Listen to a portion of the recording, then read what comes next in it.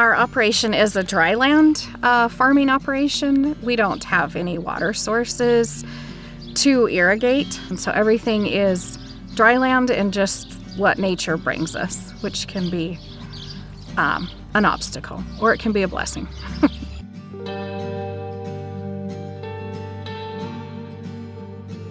Dry land farming is stressful because we don't always know what we're going to get, but you're at the mercy of Mother Nature and what she'll give you and not give you, or what she'll take away. I'm Kady Myllymaki. I'm a farmer rancher with my husband Kurt. Kurt Myllymaki, third generation farmer from Standford, Montana, Judith Basin County.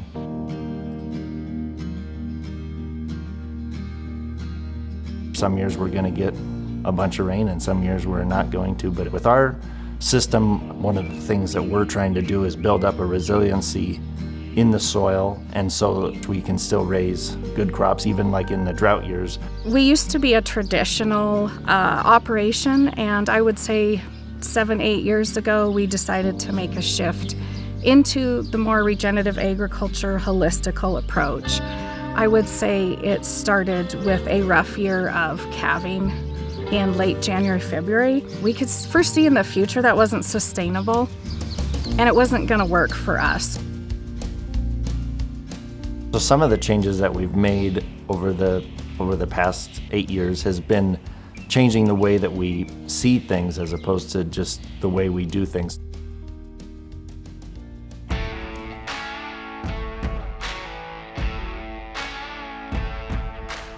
When we move the cows, we move them every morning, but it takes, a half an hour.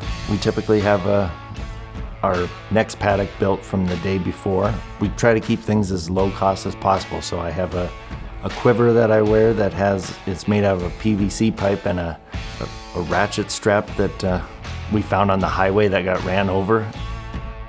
When we walk and reel, and as I'm walking, I'm observing nature, I'm observing the cows, the calves. Are they all moving in there? Are they all looking healthy?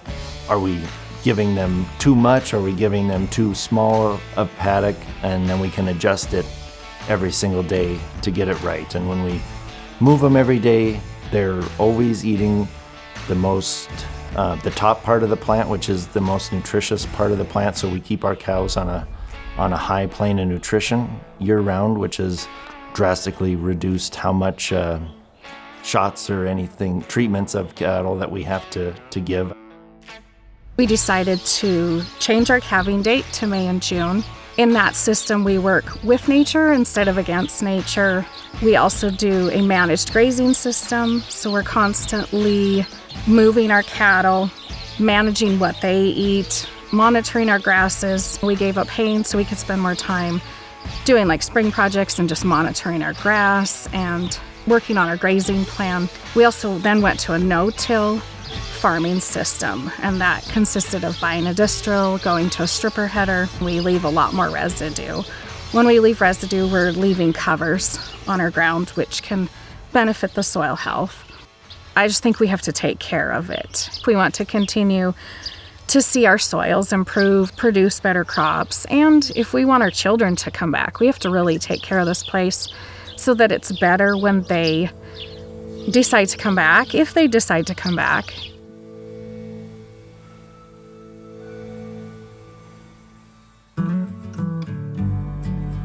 Our daughter, Kady, she is 12, going to be 13 tomorrow. She takes after her dad in her humor. But yeah, she's smart and hardworking, creative. Just working together as a family is really good, that the connection that we all have.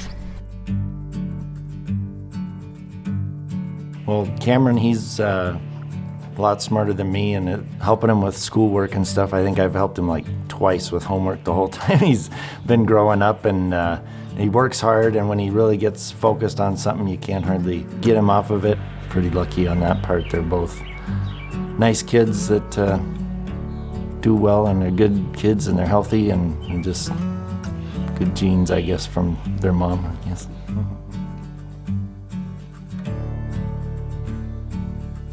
My father-in-law, Bruce, lives in the same yard with our family. Throughout the years, it's been a blessing because he gets to help raise our kids. He gets to help pick them up for stuff. You know, he gets to see the kids get home off the bus after school. He gets to come over and eat supper with us. It's always nice to be able to ask him for help. And he's a really good resource for us, and he's been very supportive, especially when we decided to make all of the changes. I'm sure he was really skeptical and worried. Overall, I feel that he trusted Kurt and he trusted the process. Grandparents started the place that we live at, but my grandpa lived there, his brother lived at this place, his other brother lived at the place over there, and then their other brother lived up on the bench, so there was 4 of them within a little small area.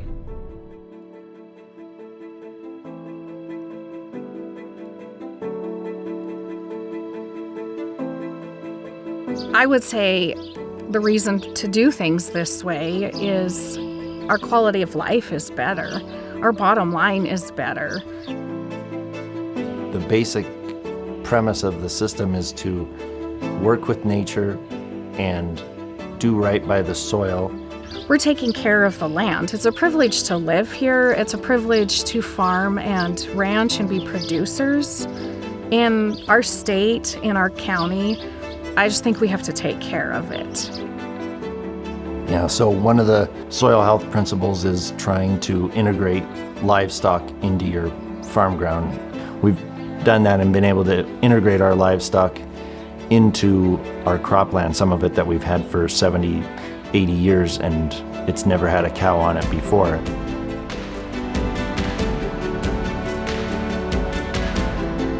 We're doing what's best for the soil. We feel like that's in the best interests of us and our farm long term, as if we're protecting and improving the soil.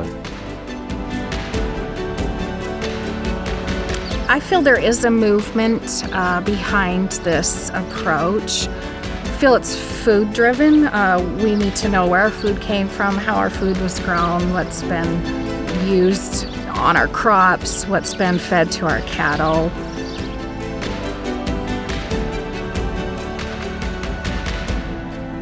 Personally, I love the whole regen ag stuff. It just makes way more sense than anything else. It's a lot less labor for just every different statistic and logistic just adds up, and it overall makes a lot of sense.